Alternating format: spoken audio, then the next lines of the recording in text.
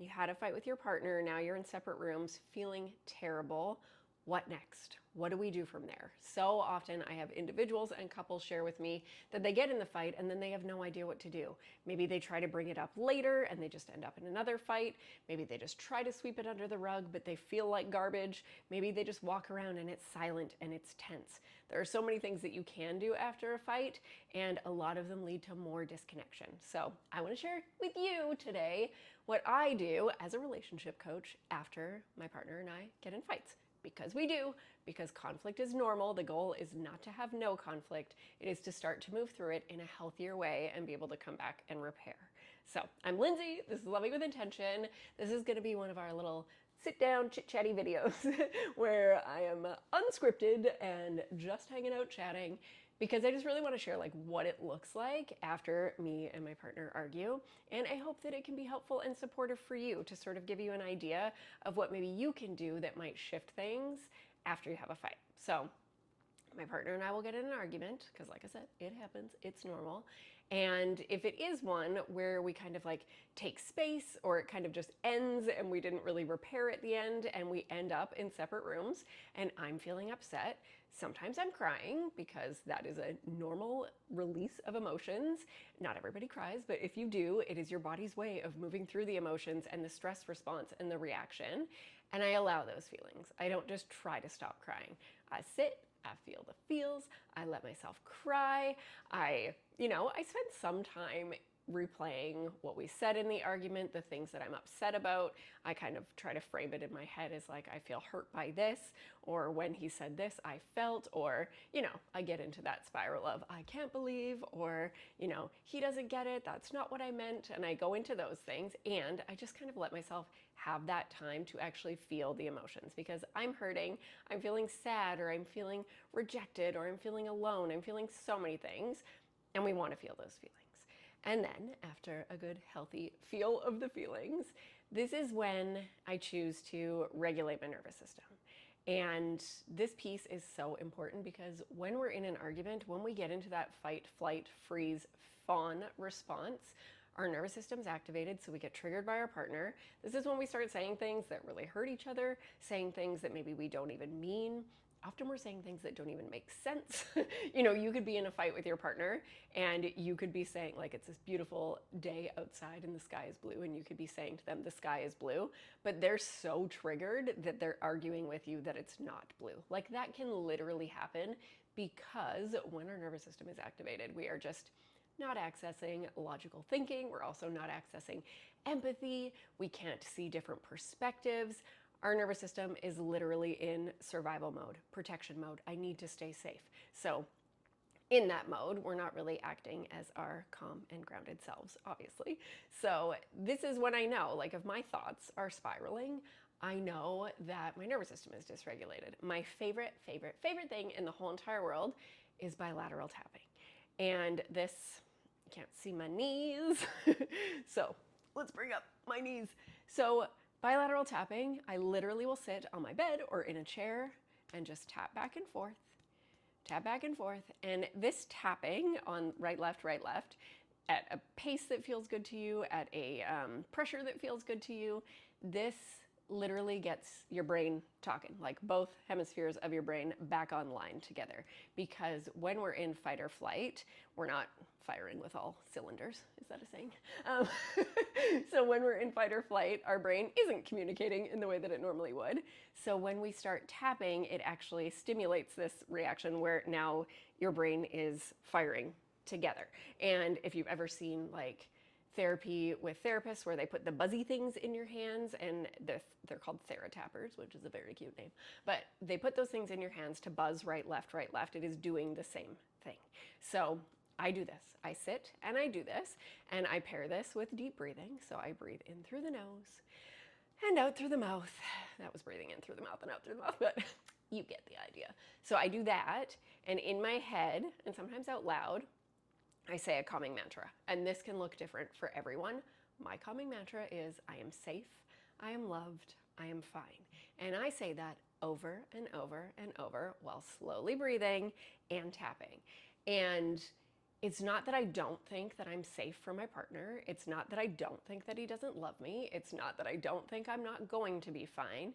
My nervous system is in fight or flight. We are in survival mode. So I am talking to my nervous system. I am talking to the little parts of me that are fired up and hurting right now, or scared right now, or worried right now.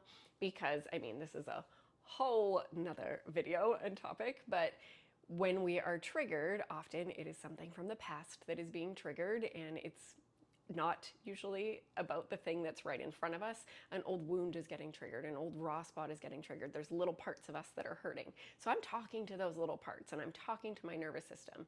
And the goal in bilateral tapping, breathing, and repeating this mantra is not to figure anything out. In this moment, the goal is literally to regulate my nervous system, to come back to a place where I can access empathy, I can think clearly, I can see other perspectives, because I know that if I'm dysregulated, my thoughts are directly impacted by that.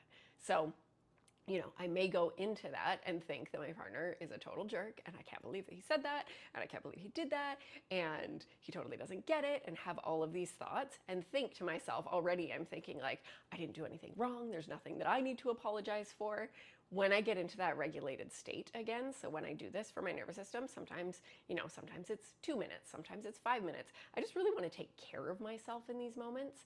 And then when I get into that regulated nervous system, it is quite remarkable how sometimes it's just like such an obvious shift of like, oh, that's what he meant by that. And oh, this is where I got defensive, or this is where I did the thing, and I can totally see why he reacted like that when I did that. But when I'm dysregulated, I am not thinking those thoughts, because we don't have access to all of those wonderful thought processes and empathy and all of that. So I know that the goal is to regulate my nervous system. And as a side note, practicing nervous system regulation outside of these triggered moments, this is huge. This helps us so much, because it is so much more likely that I'm going to be able to regulate if I'm practicing this on the regular. So whether that's daily or a few times a week that I'm doing meditating or deep breathing, these positive calming mantras, bilateral tapping. I throw bilateral tapping probably in every day. EFT tapping, all sorts of things that you can do if you're practicing these on the regular. When you're triggered, when you really quote unquote need them, they're going to be so much more accessible. So that is so helpful. So first, feel the feels, and then I regulate my nervous system. And this doesn't always go perfectly smoothly. I am a human being. It is not like I nail this every time. And I've gotten really good at doing this and knowing my steps. So I so hope that this is helpful and supportive. So after that, this is when I start thinking about my role, because it's super easy for me to tell you what I'm upset about. And when I can put myself into his shoes and imagine what it's like to be on the other side, and just think of quote unquote relationship poisons, I talk about them here all the time. What did I bring? Did I shut down? Did I get defensive? Did I interrupt? Did I justify what I did? Did I get snappy? Did I have a tone? What was my role? Thinking about my role, it does not erase his role. It doesn't mean that the things that he did that hurt me, it doesn't make them okay. It is just stepping into 100% personal responsibility for my side of the street. Because I know that if I go back to him and tell him how he hurt me, or this is what he did that upset me, and I don't own any of my stuff, in his head, he's probably going to be thinking about the things that I did. So it's just not going to be helpful. This is one of the reasons that people tend to get back into arguments after an argument, is because we go back and we just kind of point out what you did wrong or what you did that hurt us, which of course we do that because we want repair and we want to feel seen and we want to feel loved and connected again. We don't want to feel hurt by our partner. We want to know that they care that they hurt us. So this step is so key in just looking at, this is part of the commitment keys. I've talked about it in my love journey process, looking at my role. Okay, so now I know that I totally got defensive, and I tell myself, like, again, this doesn't mean that what he did wasn't hurtful or that it was okay. This is just owning my piece. And this can be challenging. It's gotten easier for me over time, but still sometimes I'm like, digging my heels in. I do not want to own this or admit this, because I just want that apology or I want that repair. And then from there, so I have felt the feels, regulated my nervous system, thought about my role. I think about apologies and how I can apologize, and I want to apologize in his apology language. So if you don't know, like love languages, there are actually 5 apology languages, and most of us love to be apologized to in a certain way, and it is much more impactful than in other ways. So I used to say, I'm sorry for all the time because that's what I want to hear. I want to hear, I'm sorry for. I want to hear the things that you're sorry for and that you feel sorry. That's what feels like an apology for me. And I used to do that all the time for my partner, and turns out, not his apology language. So I know what he needs to hear. And the amazing thing is that, I know that this is for real, because when we learned about our apology languages, the first time I started saying to him, I'm sorry for, and then I caught myself and I said, I was wrong for, because that's a different apology language. I said, I was wrong for. I literally saw his shoulders relax before my eyes. And I was like, oh my gosh, that landed for him. And if he were to say to me, I was wrong for XYZ, it doesn't land for me. I'm like, cool, bro, but are you sorry? I don't actually think cool, bro, but I'm like, are you sorry? Are you sorry for the thing that you did? That's great that you were wrong, and I appreciate that. And I really need to hear I'm sorry for. So that is the power of apology languages. So I think about the things, I know my role, and then I think about what can I apologize for and how am I going to do that? Because we want to be, this is loving with intention, we want to be extra intentional about the way that we apologize. And then the next piece is knowing that I want to reapproach from a place of seeking connection. So like I said, so often we reapproach these conversations just wanting to be heard, which of course makes so much sense, or just wanting our partner to know what they did, or just wanting repair, wanting an apology from them. And it doesn't set us up for success. When we approach from a place of connection, seeing our partner for their best intentions, getting curious about what went on for them underneath their reactions, this is where we start to actually make changes. So in saying that, I do think about, his reactions and get really, really curious. This is wonder and look under of what was under those reactions. What needs did he have? What unmet needs were showing up? Maybe what worries, fears, triggers, old wounds, what things could have been under his reactions? When I can see those things, it helps me soften my heart to know he's using unhealthy strategies to get those needs met. Just like I was when I got defensive or justified or shut down or got snappy. Any of those things under our relationship poisons, beautiful, valid needs. We are using unhealthy strategies to get those met.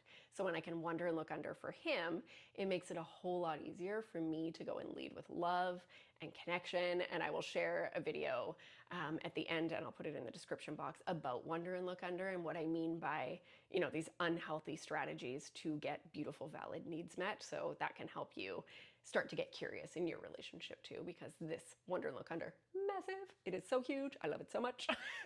So, this might seem like a lot of pieces, and I've done it so many times that it happens so much quicker now. It has just become sort of second nature.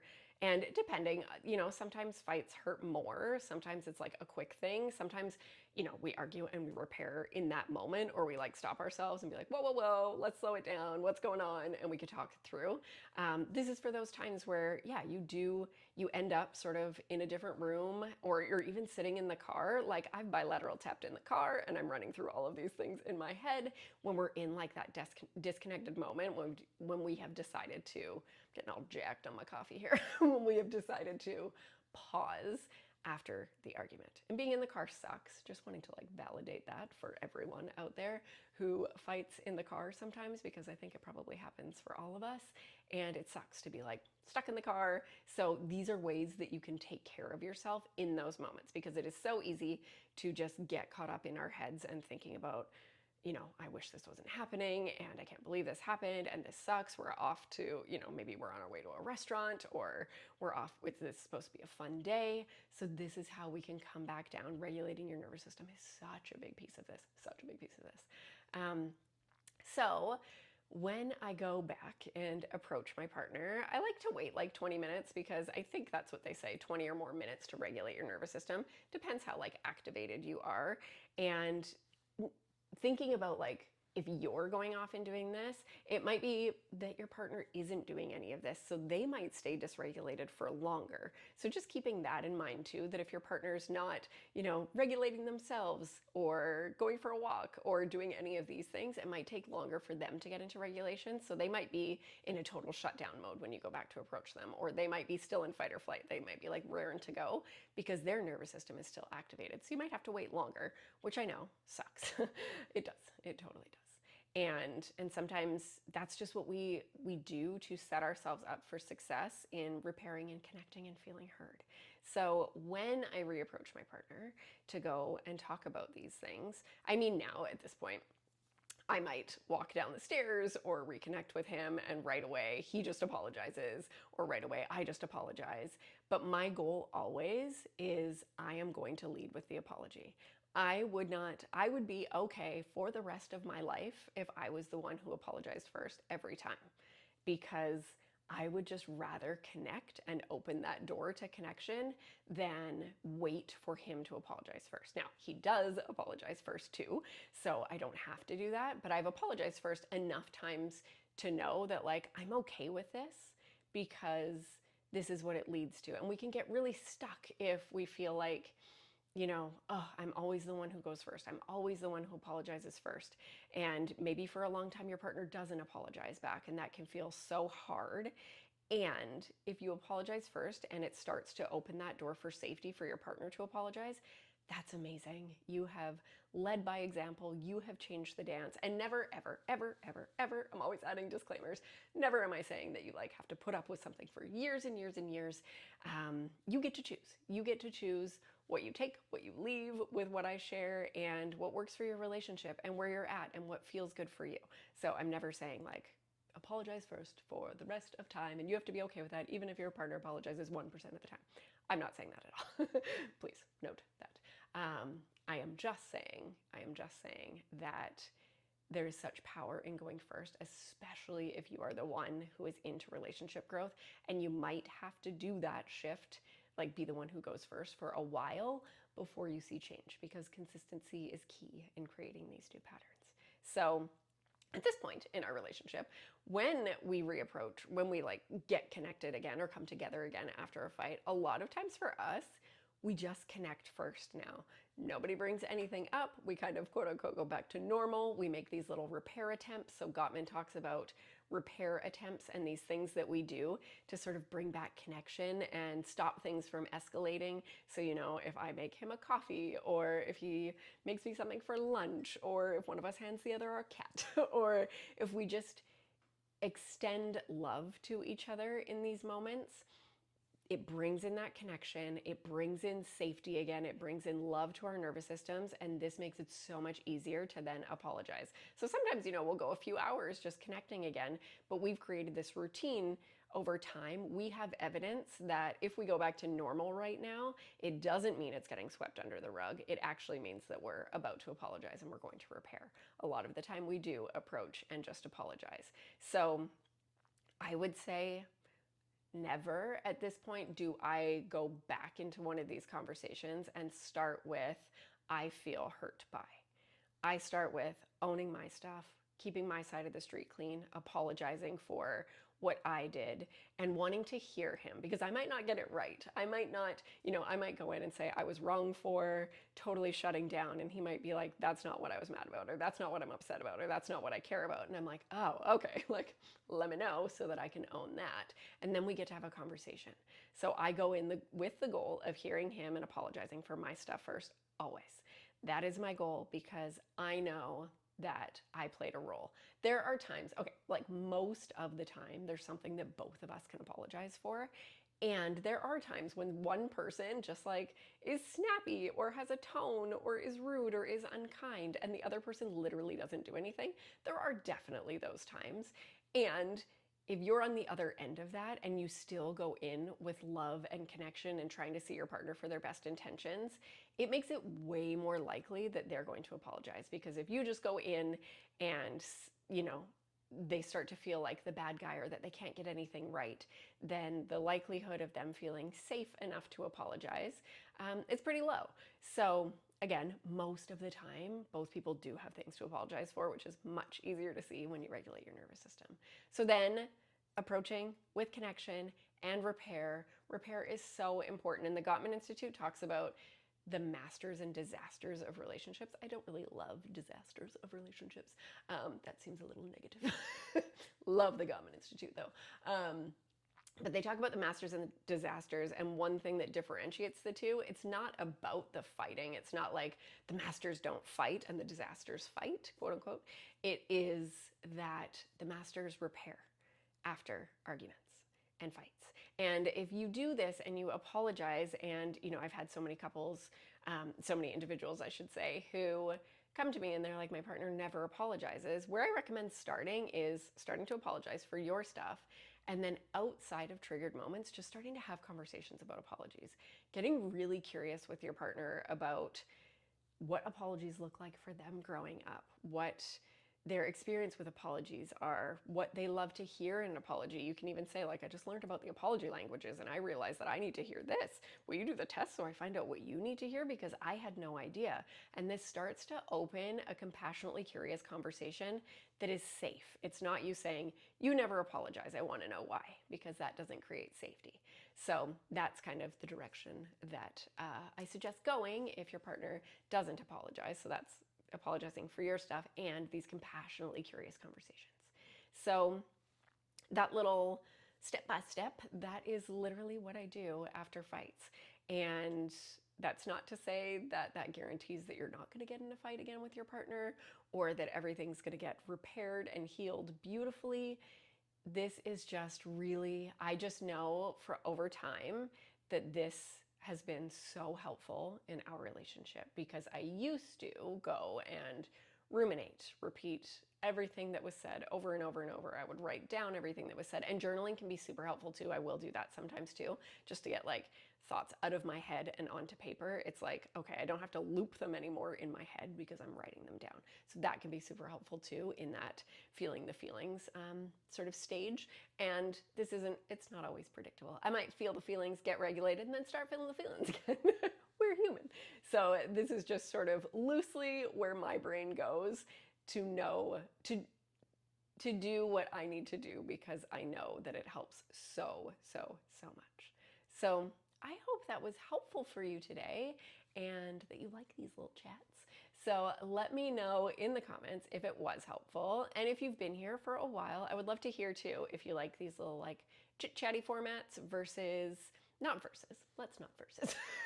If you like this chit-chat in addition to the more podcasty videos that I put out on Mondays. I plan to do a little talk like this every other week. And I would love to know, are there any topics that you would love to talk about? Let me know in the comments too. Also, let me know in the comments how this sounds to you. Do you do any of these things? Have you heard of bilateral tapping? What feels good for you? Let's talk about this. So thank you so much for being here. I am so grateful, so grateful that you are here. You are amazing for wanting to dive in and learn more about relationships, to have a healthier, happier relationship. Thank you for being here. Please subscribe if you enjoyed this and you haven't subscribed yet. I am sending so much love into your day. Remember, nothing changes if nothing changes. So let's have a super intentional week.